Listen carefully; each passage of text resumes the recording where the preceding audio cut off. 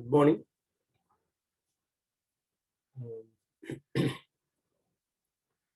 கொஞ்சம் கேள்விகள் போட்டிருந்தான். அதுல பொது அயன் சம்பந்தமாகத்தான் அநேகமான கேள்விகள் இருந்தது. இதுதானே இந்த பொது அயல்ல கரைதிறன் குறைக்கப்படுகிறது என்பதை நாங்கள் அந்த கேள்விகளுக்கு ஊடாக பார்க்கலாம். சாதாரணமாக காய்ச்சி வடித்த நீர்ல ஒரு அரிதில் கரைகிற திண்மம் கரைகின்ற மூல அளவை விட பொது அயன் உள்ள போது அது கரைகிற அளவு குறைவாக காணப்படும். நான் போன வகுப்பிலே அவசரத்திலே ஒரு கேள்வி ஒன்று செய்திருந்தான். அதை அடிப்படையாக கொண்டு கேள்வி செய்திருக்கிறேன். மிச்ச கேள்வி அன்றைக்கு பார்த்துக்கொண்டு நாங்கள் அடுத்த வகுப்பு அடுத்த விஷயத்தை பற்றி கற்கலாம். சரி, பாருங்க.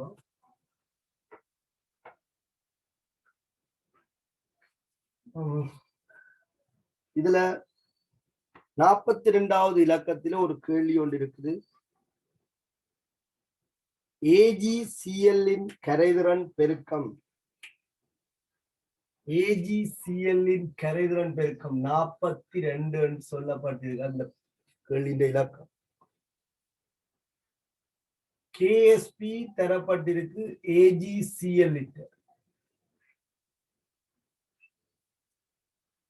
AgCl KSP தரப்பட்டிருக்கு 42.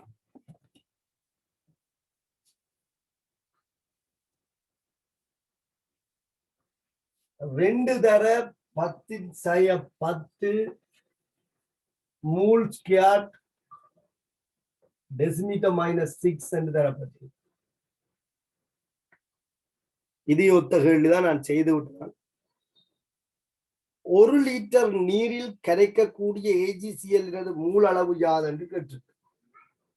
அதாவது 1 டெசிமீட்டர் கனம் நீரில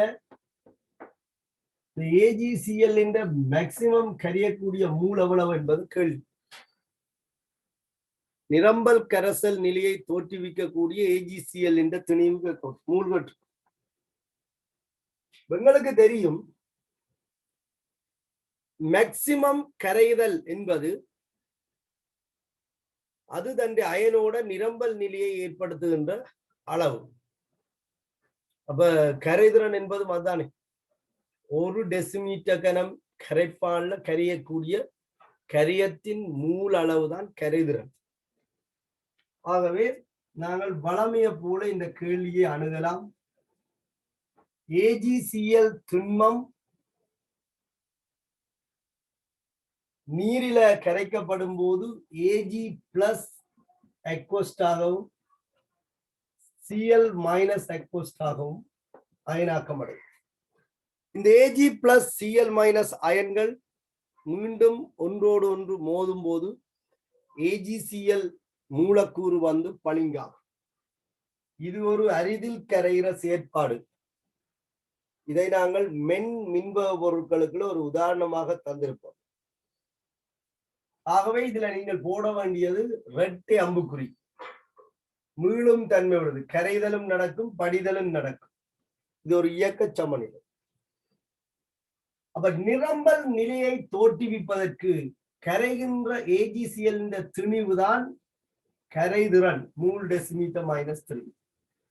இதை நீங்கள் SN எடுக்கலாம் இல்ல S1 எடுக்கலாம், அது உங்களை பொறுத்தது.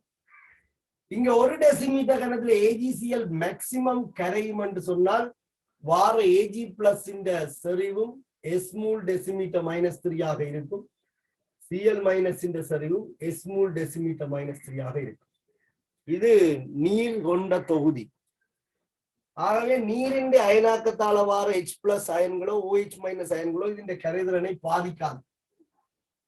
அப்ப நாங்கள் இப்ப கரைதிறன் பெருக்கமே நிரம்பல் கரைசல் நிலை கரைதிறன் பெருக்கம் Ag பிளஸ் செறிவு Cl மைனஸ் செறிவுகள்கிட்ட பீசமானத்துல வலுவேற்றப்பட்ட பெருக்கம் என்று போடலாம்.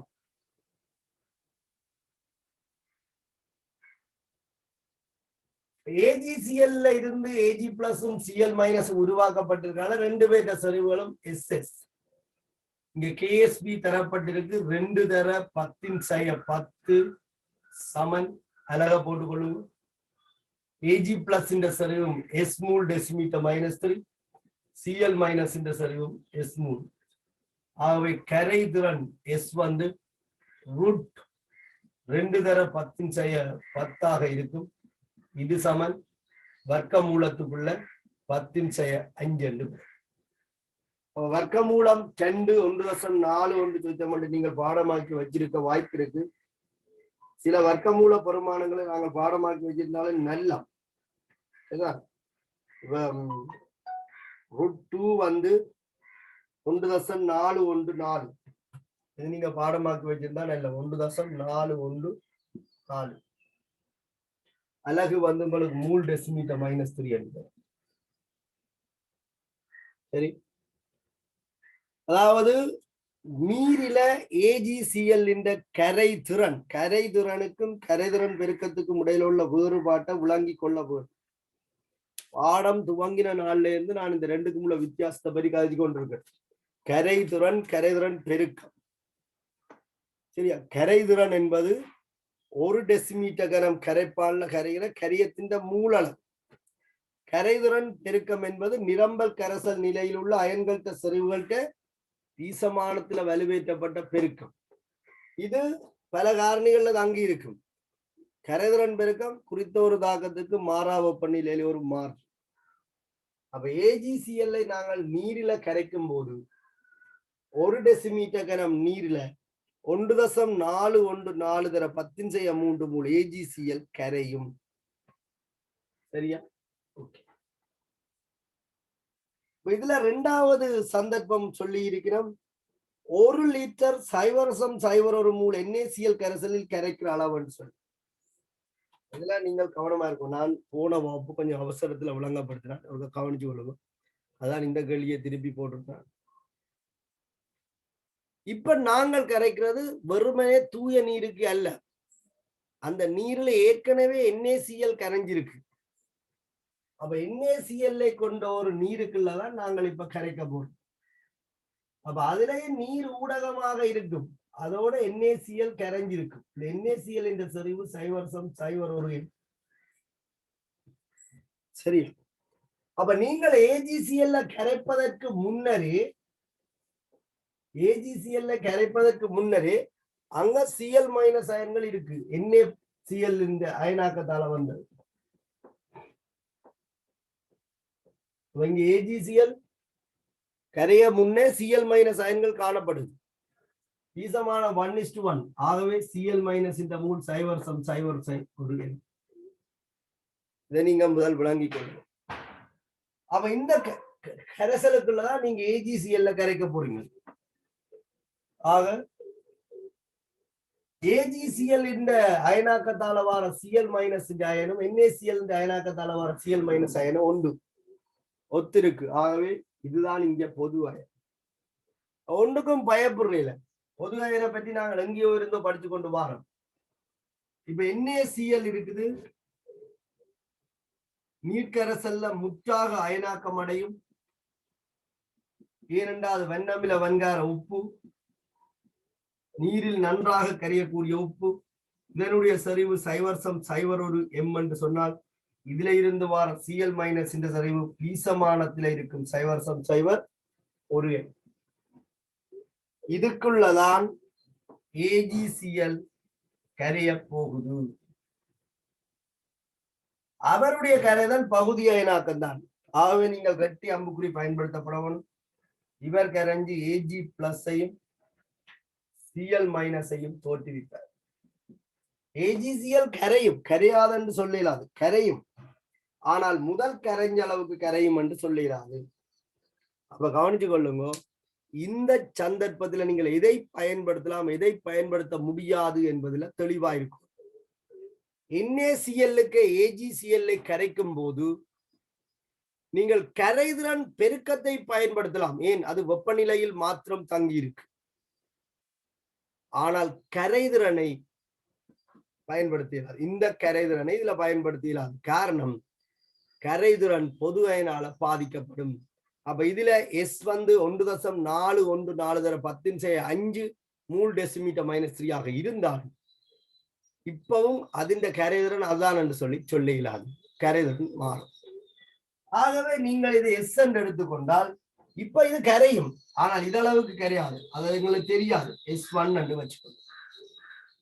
அதாவது NaCl கரைசலுக்கு இல்ல Cl- பொது அயனாக உள்ள போது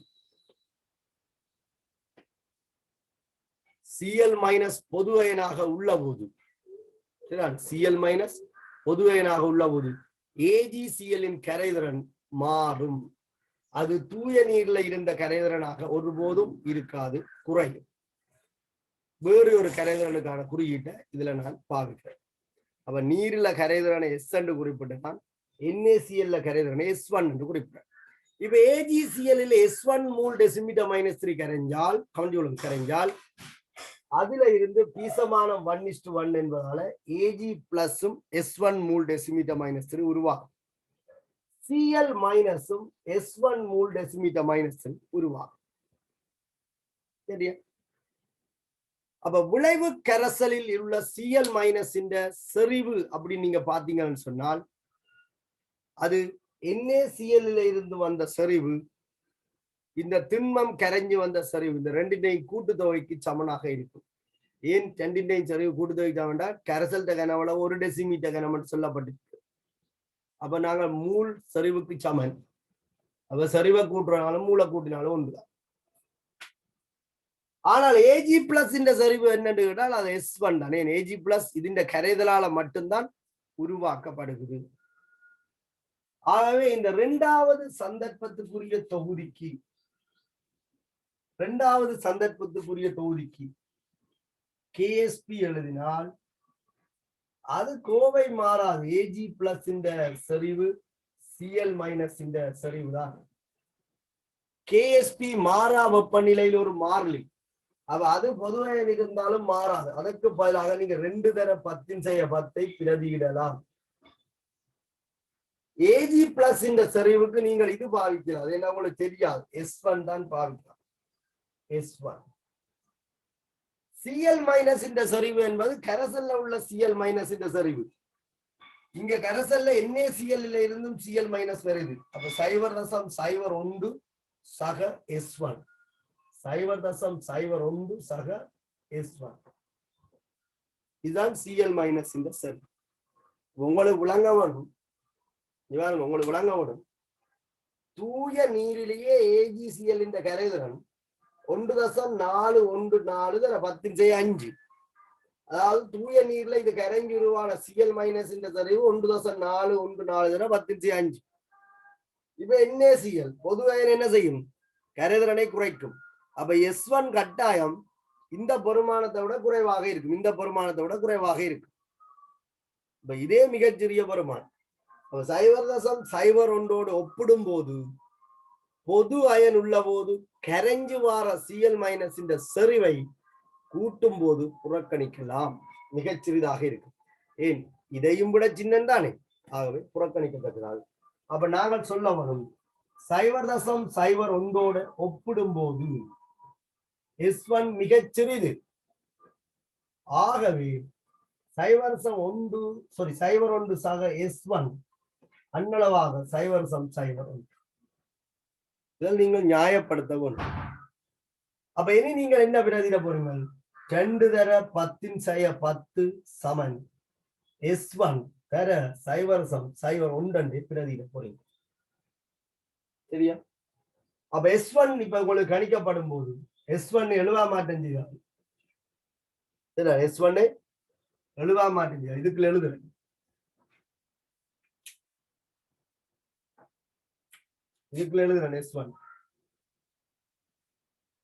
S1 எழுவ மாட்டேன் செய்தா. இந்த 0.01 கீழே வந்து பிரிக்க 2 தர 10⁻8 மூல் டெசிமீட்டர் -3 அமையும். அப்ப NaCl கரைசல்ல AgCl கரைச்சவன் சொன்னால் அதுண்ட கரைதிறன் கிட்டத்தட்ட 1000 மடங்கு குறையுது. இது 10⁻5 இது 10⁻8. பொது அயன் கரைதிறனை குறைக்கும். சரியா? பொது அயன் கரைதிறனை குறைக்கும். அதான் நாங்கள் இங்கே பார்க்கிறோம். சரியா? ஆகவே நீங்கள் இந்த கேள்வியை இந்த மாதிரி அணுக வேணும். போன வகுப்புல உங்களுக்கு இந்த கேள்வி விளங்காட்டாலும் இந்த வகுப்புல இந்த கேள்விகளை போல கேள்விகளை செய்யப்படவும்.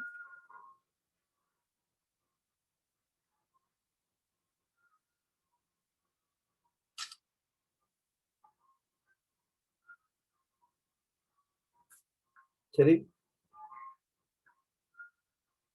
இதே மாதிரி கேள்விகளை நீங்கள் எடுத்து செய்யணும். நான் கொஞ்சம் பிராக்டிஸுக்காண்டி கேள்வி போட்டிருந்தேன். மிச்ச கேள்விகளையும் பார்ப்போம்.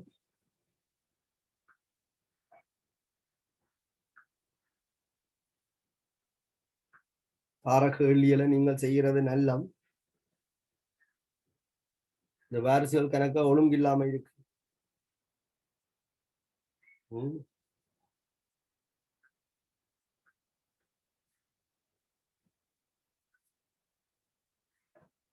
அடுத்த கேள்விகளை பார்ப்போம்.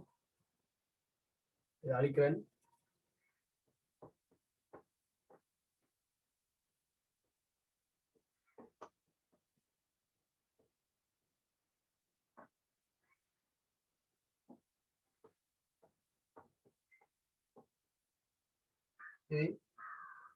அடுத்த கேள்வியை பாருங்க.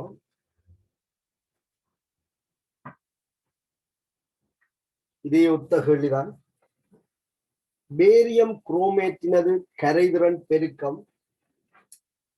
பேரியம் குரோமேட்டினது கரைதிறன் பெருக்கம் 1.6 தர 10 தரப்பட்டிருக்கு. 43 இலக்கமிடப்பட்டிருக்கு. KSP barium chromate.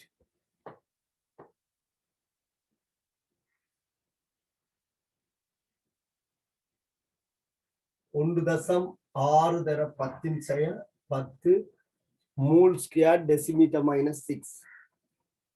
நீரில் பேரியம் குரோமேட்டின் கரைதிறன் யாது என்று கேட்டிருக்கோம். அப்ப நாங்கள் உடனடியாகவே முதலாவது சந்தர்ப்பம் பேரியம் குரோமேட்டுக்கு அயனாக்கம் எழுதுவோம். பொதுவாக நாங்கள் நீர்ல தான் கரைதிறனை பற்றி கிடைக்கும். மற்றது பொதுவாக என்ன, இது Ba2+ ஆகவும் CrO4 ஆகவும் அயனாக்கம் அடையும். சரியா? Ba2+ ஆகவும் CrO4 ஆகவும் அயனாக்கம் அடையும். இவருடைய கரைதிறன் எஸ் என்றால் இங்கே வார அயன்கட்ட சரியும் SP சமான 1:1. ஆகவே KSP என்பது இங்க Ba2+ இந்த செறிவு வேற CrO4 இந்த செறிவின் பெருக்கங்களாக இருக்கு. KSP தரப்பட்டிருக்கு 1.6 தர 10 அலகு போட்டுக் கொள்ளுவோம். மூல் டெசிமீட்டர் மூல் ஸ்கொயர் டெசிமீட்டர் -6 என்று ரெண்டு பேருடைய செறிவுகளும் சமன். ஆகவே ஸ்கொயர். இதுல இருந்து நாங்கள் எஸ் எழுத மாட்டோம் செய்தோம்னு சொன்னால் √1.6 தர 10⁵. சரியா? √1.6 தர 10⁵. மூல் டெசிமீட்டர் -3 அலகு போட்டு கொள்ளுங்க. நான் அலகு போட்டு எழுதி கொண்டிருக்க கஷ்டமா இருக்கிறதால நான் அலகை தவிர்த்து கொள்றேன். சில சந்தர்ப்பங்கள்ல நீங்கள் பிரதியீடுகள் விடைகள் எல்லாத்திலையும் அலகு போடுங்க. சரியா? அப்ப உங்களுக்கு நீரில பேரியம் குரோமேட்டின் கரைதிறன் அப்படி பாத்தீங்கன்னு சொன்னா வர்க்கமூலத்துக்குள்ள 1.6 வரும். 1.6 வர்க்கமூலம் 1.6 என்பது 1.26 மூல் டெசிமீட்டர் -3 ஆக இருக்கு. 1.264 தர 10⁵ மூல் டெசிமீட்டர் -3 ஆக இருக்கு.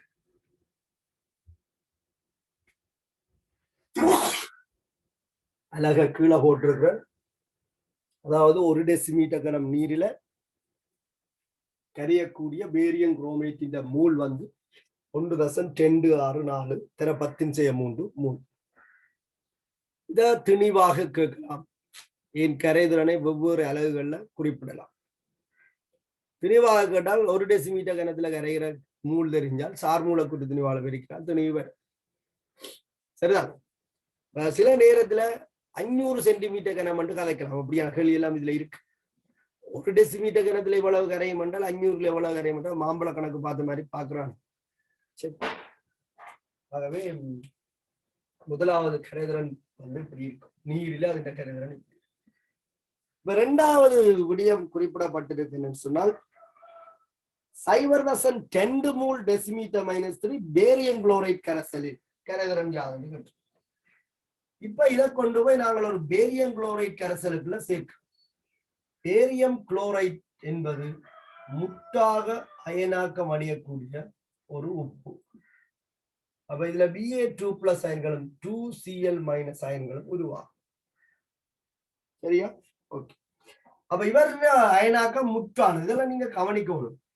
இவருடைய செறிவு 0.2 மூல் டெசிமீட்டர் -3 என்று சொன்னால் இதுல இருந்து வர Ba2+ என்ற செறிவும் 0.2 மூல் டெசிமீட்டர் -3. ஆனா Cl- இந்த மூல் பீசமான 1:2 என்பதால 0.4. இந்த இடத்துல பேரியம் குரோமேட் வந்து கரையுது. Barium chromate கரையுது. அதான் 2வது சந்தர்ப்பம். இந்த கரைசலுக்குள்ள பேரியம் குரோமேட்டை கரைக்கும்.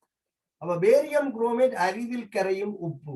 இது பகுதியாக கரைஞ்சி Ba2+ அயன்களையும் CrO4 அயன்களையும் தோற்றுவிக்கும். Ba2+ அயன்களையும் CrO4 அயன்களையும் தோற்றுவிக்கும். அரிதில் கரையும் திண்மத்தின் அயனாக்கத்தால வர Ba2+ பேரியம் குளோரைட்ல இந்த அயனாக்கத்தால வர Ba2+ பொது அயனாக இருக்கு. இங்க Cl- பொது அயன் இல்லை. ஆகவே இவற்றை கரைதிறன் வந்து என்ன செய்யும் என்றால் மாறும். அப்ப இப்ப நான் கரைதிறனை S என்று சொல்லலாம். நான் S1 என்று சொல்றேன். நீங்க X என்று சொல்லலாம், Y என்று சொல்லலாம், Z என்று சொல்லலாம், என்னென்றாலும் சொல்லிக்கொண்டு. அதாவது நீரில கரைகிற அளவு இல்லை, அதை விட வேறு ஒரு பொறுப்பு. இவர் கரைஞ்சால் பீசமானத்துல அயன்கள் உருவாகும். இங்க பீசமான 1:1 என்பதால பேரியம் குரோமேட்டின் கரைதிறனுக்கு ஏற்ப அயன்கள் உருவாகும். ஆனா விளைவு கரைசல்ல இருக்கிற Ba2+ இந்த செறிவு என்பது இவருடைய செறிவு சக இவருடைய செறிவு. அதுல நீங்கள் குழம்பக்கூடாது.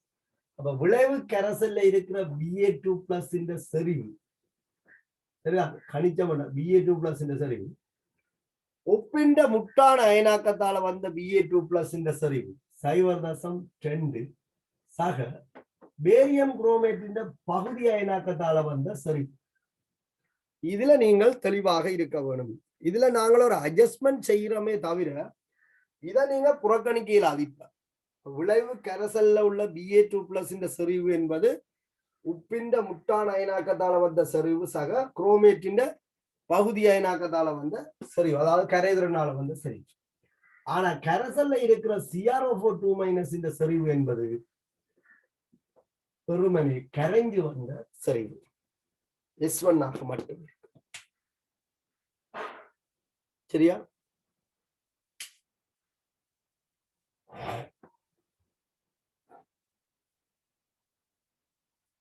உங்களுக்கு என்ன தெரியும்? பொது அயன் கரைதிறன் பெருக்கத்தை மாற்றாது. அப்ப இப்ப எவ்வளவு கரையும் என்று சொன்னால் KSP சமன் Ba2+ இந்த செறிவு CrO4 இந்த செறிவாகத்தான் இப்பவும் இருக்கு. கரைதிறன் பெருக்கம் மாறா வெப்பநிலையில் ஒரு மாறிலி. இந்த பரிசோதனை 2 சந்தர்ப்பம் ஒரே வெப்பநிலையா இருக்கணும். அப்ப KSPக்கு பதிலாக நாங்கள் இதை பயன்படுத்திக் கொள்ளலாம். 1.6 தர 10 அழகா போட்டுக் கொள்ளுவோம். மூல் ஸ்கொயர் டெசிமீட்டர் -6. இங்க நான் Ba2+ இந்த செறிவும் CrO4 செறிவும் S என்று போடலாம். இங்க அப்படி போடலாம். இந்த கரைசல்ல இருக்க Ba2+ இந்த செறிவு 0.2 சக S1. சரி, அழகா போடுவோம். மூல் டெசிமீட்டர் -. ஆனா CrO4 இந்த செறிவு S1 தான். சரியா? S1. இதை நீங்க இப்படியே வச்சு செய்தா இருபடி சமன்பாட்டுல போய் மொக்கேறப்படுறன்னு சொல்லுவாங்க. சரியா? அதுக்கு தீர்வு எடுக்கிறதுக்கு இப்ப என்னால முடியாது, அவ்வளவுக்கு அவசியம் இல்லை. என்னண்டா 0.2 S1 ஒப்பிட்டால் இது எப்போதும் சிறிதாக இருக்கும். அதுக்கு காரணம் நீரிலேயே இது இந்த கரைதிறன் 1.264 10 5. அப்ப நீரிலேயே இது இவ்வளவுதான் கரையும் என்றால் பொதுவாக இருக்க இந்த கரைதிறன் மேலும் என்ன செய்யும்? குறையும். உங்களுக்கு சொல்லியிருக்கேன், இலட்சிய தத்துவப்படி சமல்ல பின்னோக்கினா வரும், அப்ப கரைதிறன் குறையும். அப்ப நீங்கள் இதை புறக்கணிக்கலாம். அதை சொல்லணும். சைவரசன் 2m ஒப்புடைக்குள்ள S1 சிறிது. ஆகவே சைவரசன் 2 சக S1 கவனித்துக் கொள்ளுங்க. கூட்டும் போது அல்லது கழிக்கும் போதுதான் புறக்கணிப்புகள் மேற்கொள்ளப்படலாம். பெருக்கேக விதிக்கேகெல்லாம் புறக்கணிக்கிறீங்க. அப்ப அண்ணளவாக சைவரசன் 2 அப்ப இனி நீங்க என்ன செய்ய போறீங்க? 1.6 தர 10 செய்ய 10 சமன் சைவரசன் 2 சக S1க்கு பதிலாக சைவரசன் 2m பிரதியிட போறோம். ஆகவே S1 என்பது 8 தர 10 சய 10 இருக்கு.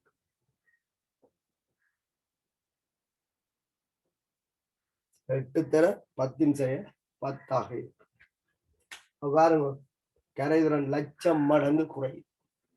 கரைதிறன் வந்து லட்சம் மடங்கு குறையும் பொது அயனு உள்ளது. சரி,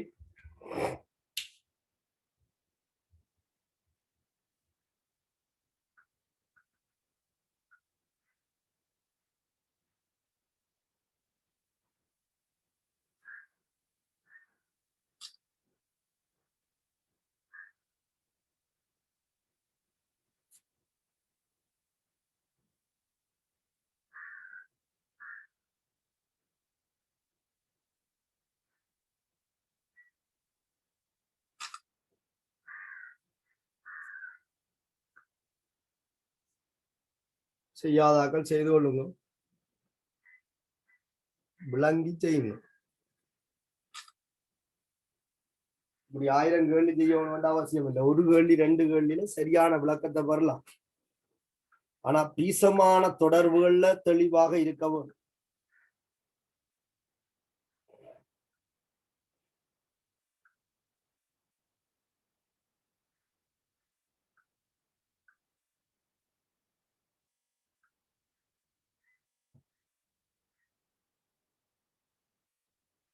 சரி,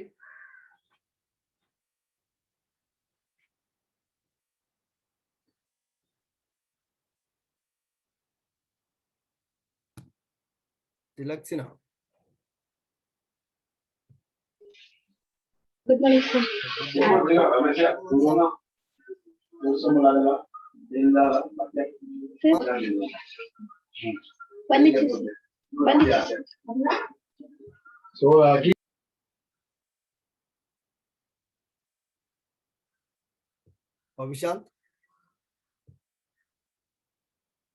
விஷாந்த் லைன்ல நினைக்கிறீர்கள்?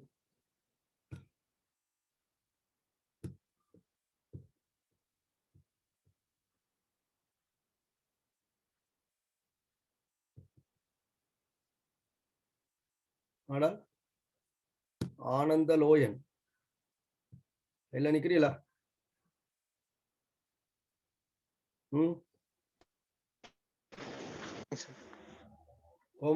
என்னடா இந்த கேள்வி உங்களுக்கு 2 விளங்கி இருக்கு?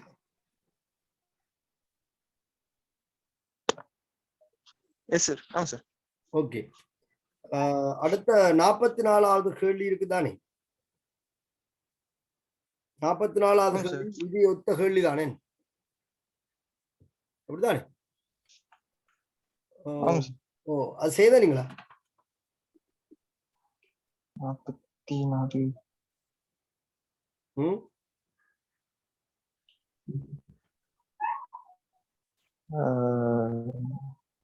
இல்ல சார், இன்னும் செய்யல சார்.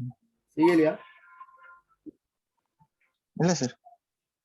விளங்காம செய்யலையா இல்ல என்றால் பிரச்சனையா? இல்ல சார், லாஸ்ட் கிளாஸ் வரல சார், அதனால ஆக்கல சார். விளங்கையில லாஸ்ட் கிளாஸ் நான் வரையில சார். எங்க போனீங்க? அங்க நெட்வொர்க் ப்ராப்ளம்னால கனெக்ட் பண்ணேன் சார், கனெக்ட் ஆகுது. இன்டர்நெட் நெட்வொர்க் பிரச்சனை இல்ல தான்? சரி, ஓகே, அதுக்கு என்ன பரவாயில்லையா? இப்ப கொஞ்சம் பரவாயில்ல. ஓ, இப்ப நான் கதைக்கிற விளங்குதா? ஆமா சார். ஓ, இந்த 2 கேள்வியை வச்சோன்னு மிச்ச கேள்வி நீ உங்களால அணுக முடியுமா? ஆமாம் சார் செய்யலாம் சார். சரி, ஓகே, குட். சரி, அதுக்கு தான் என்ன செய்யறது என்றால் ஒரே மாதிரி கேள்வியை திருப்பி திருப்பி செய்து கொண்டு இருக்கிறேன். சரியான தியரி படிப்பிக்கிறதா இருந்தால் 2 கேள்வி செய்துட்டு அடுத்த சிப் பண்ணலாம். நாங்கள் நிக்கிற இடம் போலியா இருக்கு. ஒன்று இந்த பக்கத்துல வீக்னஸ் இருக்கு, இன்னொன்று கூட பக்கத்துல வீக்னஸ். இந்த 2 பேர்ட்ட வீக்னஸையும் தவிர்க்கணும்னா என்ன செய்யணும்னா தொடர்ந்து சந்திக்க வேண்டியா இருக்கு. சரி, ஒரே மாதிரி கேள்விகளோட சில இதுல ஓடுறேன். செய்தாக்களுக்கு சில இதுல இரிட்டேட் பண்ணுந்தான், பரவாயில்ல, திருப்பியும் செய்து கொள்ளணும். சரியா? ஓகே. இல்ல பாருங்க, இந்த கேள்வி நீங்க விளங்கி கொள்ள வேணும். சரிதான்? இதே மாதிரியான நிறைய கேள்விகள் இருக்கு.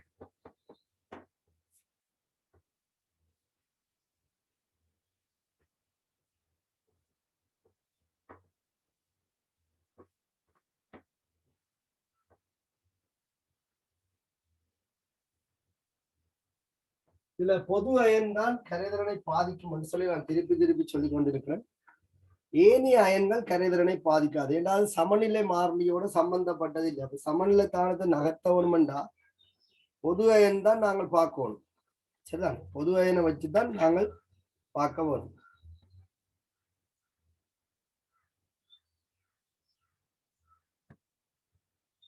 அடுத்த கேள்வியை பாருங்க. PbI2 கரைதிறன் பெருக்கம். PbI2 கரைதிறன் பெருக்கம் 8 தர 10⁹ என்று சொல்லி நான் கேள்விய வினக்கடையில 44 என்று போடப்பட்டிருக்கு வினா. KSP வந்து PbI2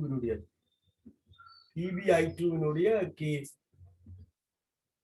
8 தர 10⁹ மூல் decimetre minus 3 mole square cube 9.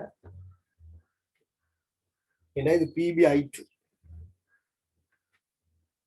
நீரில் PbI2 கரைதிறன் யாதுன்னு சொல்லியிருக்கு. அப்ப நாங்கள் வளமைய போலவே PbI2 என்ன செய்யலாம்னு சொன்னால் அயனாக்கம் போடலாம். PbI2 அயனாக்கம் போடுவோம். அயனாக்கம் போடும்போது இது Pb2+ காண்போம். Pb2+ I- தோற்றுவிக்கும். இங்க I- வந்து 1:2. ஆகவே 2 I- வருவதை நீங்கள் கவனிக்க வேண்டும். அப்ப இவருக்கு நீங்கள் KSP எழுதினால் Pb2+ செறிவு I- செறிவின் W எழுத வேண்டியவர். KSP 8 தர 10⁹ அலகு போட்டுக்கொள்ளுங்க.